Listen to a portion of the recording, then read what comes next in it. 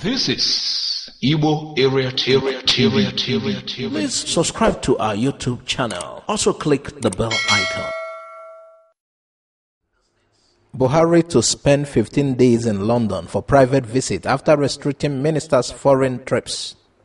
The president has said the reduction in the number and duration of foreign trips for ministers and other categories of government was a cost-saving measure to achieve fiscal prudence. Meanwhile, 2 weeks after the President Muhammadu Buhari announced a reduction in the number of foreign trips ministers and other government officials in his regime can embark on, the President will go on a 15-day trip to the United Kingdom. The President has said the reduction in the number and duration of foreign trips for ministers and other categories of government was a cost-saving measure to achieve fiscal prudence. Buhari also removed travel allowances known as Esther Code. He will be in UK between November 2 and 15. According to Femi Adesina, the special advisor to the president on media and publicity. So, at the end of the summit currently in Saudi Arabia, President Buhari will be on Saturday, 2nd November 2019, proceed to the United Kingdom on a private visit. He is expected to return to Nigeria on 17th November 2009. Buhari had in April traveled to UK on a 10-day private visit. The president had budgeted 1.75 billion naira for personal foreign trips for the year 2020 in a proposed 2020 appropriation bill. May God help Nigeria. This is amazing. Meanwhile, they said it's a private visit. Okay, let's leave it at that. Apapa gridlock. Reps blames shipping lines. 6 NPA relocation. That's Nigeria Ports Authority relocation. The lawyer representing Yaba East, Yaba West, Mopo Muro Federal Constituency of Kogi State, Mr. Leke Abejide, has called for the relocation of the Nigerian Ports Authority from First Gate of Apapa Port as part of measures towards reducing the gridlock in the area. Abejide, at a press conference in Abuja, noted that the gridlock in Apapa had lasted 4 years and 4 months. The lawmaker listed 3 steps that should be taken to remove the gridlock, one of which is the relocation of the NPA from the gate. He said, I have a different view of the solution used to address the current gridlock at the Apapa and Tinkan Island ports. I have suggested this to the House before the House Standing Committee was constituted. He said the AP Mola terminals must automate their terminal delivery order, which will be connected to their gate of entry and exit. What this means is that once you have TDO to load, there is no need for any human contact along the road or at the gate for such a truck to go in and load. It should be a constant movement for trucks with valid tickets uninterrupted. Once the truck driver gets to the gate, he only needs to place the ticket at the gate and it is automatically open for entry. Any truck without a valid ticket, TDO, has no reason to even come near the port area after discharging his empty container at Shipping Line Empty Containers Bay, which is 100 kilometers away from the port. I think we will also give more suggestions. All this, he said, yes, it could be taken into consideration and it could help. But there is one major thing that Nigerian government need to learn, and that major thing is opening up other ports. Yes, we know certain other ports are working, like the One port in Port Harcourt.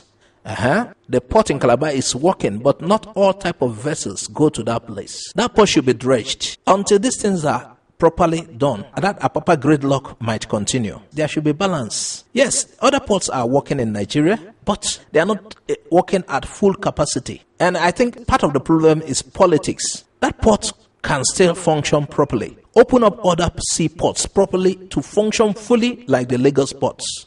Yes, let the seaports in Port Harcourt function fully. Let that of Calabar function fully. Instead of trying to go to build dry ports in Ibadan, money should be pumped and Calabar port should be dredged so that all kind of vessel can use that port. That is part of the problem. You people are failing to handle the main things, pointing towards other things that are not really necessary. And the problem remains because of this. You're trying to build port in Kanu. What will that serve? Do you mean the containers will be diverted to Kanu? I don't understand. Okay, people have to get to Kanu to clear the water guts. I don't understand. The ports should work where there are waters connecting the place. Dredge all the seaports and make them fully functional. Stop playing politics with these things. Well. Asina opanuna hammano mana. Check out Nigerian-made mine-resistant ambush-protected vehicle by Army. The Nigerian Army is set to unveil some locally manufactured mine-resistant ambush-protected MRAP vehicle to the public. According to the press release by the Nigerian Army, the vehicle was designed and built by Command Engineering Depot in collaboration with the Defense Industries Corporation of Nigeria. It is named Ezugu MRAP. Did you get the name Ezugu? Ezugu, that is EZUGW MRAP. MRAP. MRAP means mine resistant ambush protected.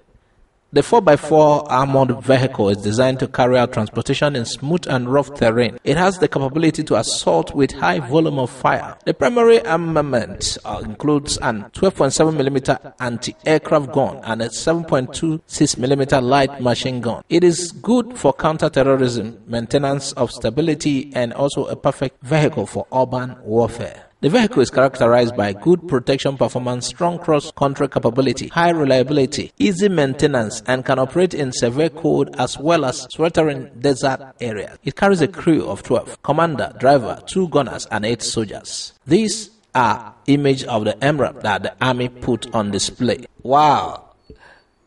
But did you get the name on the anti-mine vehicle? Oh, I want to break down.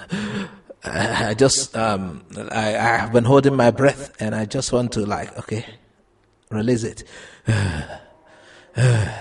Okay, let's read the name again. Ezugu. Okay. We thank God for the inventors. Ana-ekwu na ọkụ gbara onye ọcha ụfọdụ ana-ajụ na ọgbara afọ ọnụ ya. Ohaneze Ndị Igbo Youth Council Worldwide has on Saturday said that Igbo need 2 of their governors and senators that would voluntarily dump their respective parties and defect to the ruling party, All Progressive Congress, APC, for the actualization of 2023 Igbo presidency goal. Ezigbote na a na-ekwu na ọkụ gbara onye ọcha ụfọdụ a na-ajụ na ọgbara afọ ọnụ ya. A na-ekwu ka anyị nwere onwe anyị, ụfọdụ a na-ekwu ka ofu onye otu anyị jechia na Constitution ịma na o nwere nsogbu. Constitution agwagola anyị agwa na ọsanya wụgodo onye be anyị na-achị ụngasị ụtụtụ ife onweghị ike ime maka na Constitution agwago na-ekwe ebe ọ eme na limits ya na ebe ike kwụsịrị. So that is to say onye be anyị wụgodo president mgbanwe ya agbanwe o nwere ebe ọ ya eludewe onweghị ike imechi ife niile ọ chọrọ ime. The group revealed that one of the reasons Igbo have not become president for over 20 years in Nigeria was because of the political parties most of their politicians were into. They said in order to have an edge over other southern zones in the 2023 presidency, Igbo need at least 2 Southern governors and some senators to decamp to APC. Ndị be anyị ụfọdụ na-agaghịla ya jenagari ebe a na-agaghịla ya jenagari. Meanwhile, onye na-ekwu ife who is even giving out this idea? It is Mazi Nnamdi who the Ohaneze leadership had declared that the youth Ohaneze is no more functional, the one led by Isiguzoro. So, in fact, anyway, this is where I will stop on that news. Allow Nnamdi Kanu come home to bury his mother, monarchs tells Buhari. The royal father who spoke at an event said Kanu is not a terrorist. Terrorists kill, but we are yet to see any bloodshed by Kanu. The traditional ruler of Olo in Imo State, Eze Gideon Ejike, appealed to the President Muhammad Buhari's administration to allow the leader of the indigenous people of Biafra, Nnamdi Kanu, to return to Nigeria for the burial of his mother, Sally. The royal father who spoke at an event said Kanu is not a terrorist. Terrorists kill, but we are yet to see any bloodshed by Kanu. He is our hero and should be allowed to bury his mother before the beginning of next year. He deserves the honor and right as the first son to bury his mother. Ejike also called on the United Nations to prevail on the Nigerian government to allow Kanu to visit home for the burial of his mother without harassment from law enforcement agencies. Wow. Please, viewers, we would like to know what you think. If the government of Nigeria allows him to come and do that, do you think he should come? We want to know your response. Should he come even if he is granted safe trip to Nigeria, that the government is going to give him some kind of escort, support, security. Do you think the leader of the indigenous people of Biafra, Mazi Nnamdi Kanu, should come? What do you think? Please, we'd like to know your contribution on that. Meanwhile, this same leader who is pleading with the federal government to allow Mazi Nnamdi Kanu to come bury his mother as the first son, he also gave an award to Nnamdi Kanu titled Light of Africa Award. Leader of the indigenous people of Biafra, IPOB, Mazi Nnamdi Kanu, has been honored with a prestigious chieftaincy title of the Ihe Africa, the Light of Africa, by monarchs in Imo State. The historic ceremony, which took place at Amakwo Event Center in Osu local government area of Imo State, was witnessed by a mammoth crowd of Biafra activists and sympathizers, including traditional rulers. Kanu, who is currently seeking refuge in the United Kingdom and Israel, following the unfriendly disposition of the federal authorities over his renewed bid for Biafra restoration, was represented at a colorful event by his younger brother, Emmanuel Kanu. Chairman of Council of Ndieze, Biafra Land, His Royal Majesty Eze Gideon Ejike, said the honor was in appreciation of Kanu's uncommon sacrifice towards Biafra restoration. The traditional ruler of Ozu ancient kingdom in Idato local government said Kanu had brought hope to the oppressed people of southeast and south Nigeria, hence the chieftaincy title. The monarch said Kanu had done so much for the oppressed people that there was no better way to appreciate him than to confer this chieftaincy title on him. What Kanu has done for Biafra and indeed Africa cannot be qualified. We don't have any money to pay him for bringing us freedom, which we now perceive on air. According to the leader, Kanu has staked his life and everything just to liberate the oppressed people. He said, all along we have been under heavy yoke and oppression until Kanu appeared on the horizon. He said, today we are all convinced that Biafra independence is imminent. So we decided to give our royal support to the freedom fighter to encourage him to carry us on in the struggle. He said, Chukwuokike Abiyama, God of creation, will protect him from evil. Return of Golden Guinea. Positive sign for the Abia economy, according to Ikpeazu. Governor Mazi Ikpeazu has described the return of Golden Guinea Breweries PLC and subsequent introduction of their product into the Nigerian market as a huge sign of good times ahead for the economy of the state. The governor stated this while he was receiving in audience the chairman of Golden Guinea Breweries PLC, Chief Okenzenwa, who led the top management of the company on the thank you visit to the governor in his office at Government House, Umuahia. Governor Ikpeazu described that day of the opening as his happiest day in 2019, stating that the return of the company and their famed Golden Guinea beer has put profound historical and economic significance for the people and the economy of Abia State. According to the governor, the economic benefits accruable from the return of the company are unquantifiable in the provision of brand new direct and indirect jobs, new markets, fresh capital inflow, and taxes to the state government. Ikpeazu noted that the company, which was the pride of the Southeast in the 1960s through to the early 1970s before the company went under. Wow. Ikpeazu paid growing tributes to the vision of the late premier of the Old Eastern region, Dr. Michael Okpara, who founded the company, and thanked Chief Okenzenwa for his courage in ensuring that the dream of the Golden Guinea is alive again. So ndaba oluona ko ni apose ngo bia ba ha na ase na enwe na Monday nweta onwe gi na Friday. If ono ga na ngozi ugbu a kita Golden Guinea governor help kwa no mana ife na fukalisha na ife awo employment o yenye nyana tax the state ya na enweta na revenue.